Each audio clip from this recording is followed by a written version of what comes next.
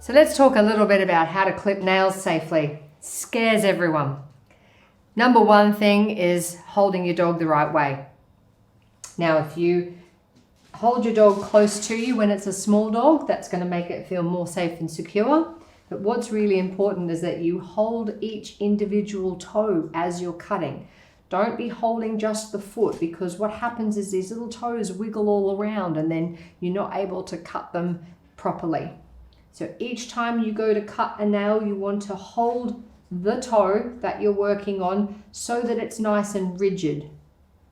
Okay, that's number one step.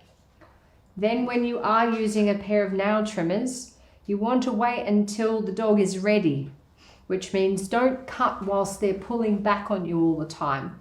That may take a little bit of time and a little bit of patience, but what can make dogs uncomfortable about getting their nails cut is they don't like the squeezing sensation and they don't like that snap noise. See? Prime example. So if you can try to do it without any force, that's ideal. And I'm also going to look for where the quick might be. Now it's actually quite simple. If you look at the nail itself from underneath, there's a part where the nail opens or separates.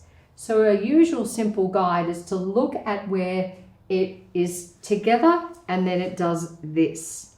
So basically at the base, or where the nail opens when looking at the underside, that's usually where the quick will be. So if I put my nail trimmers up to that area there, and when I've got it where I want to cut, I make sure I'm quick. So line it up and then squeeze. So if you do it slowly, if you watch me again very carefully, what I'm doing is I'm using the nail trimmers not coming from a side view and not coming downwards, applying pressure on the top first. I'm actually coming up from underneath. So in slow-mo again, if I use my nail trimmers to go up, can you see how I'm cutting up through the nail? Because nails are like hard on the top, hard on the sides, but generally soft and spongy underneath.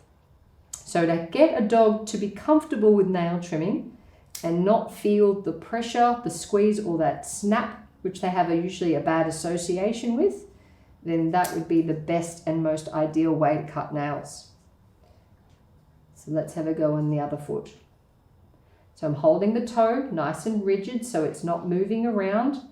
I'm getting the nail trimmer right where we need it to be. Good girl. And then I try to be quick about it. Now if your dog's pulling back on you, wait, pause, give it a minute. Good girl. Let them check it out.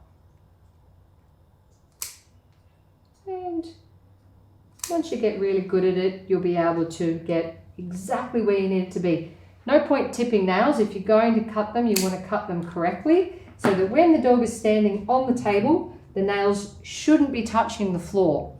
Don't want to hear tickety-tackety along the floor, or that's usually telling you your dog's nails are too long.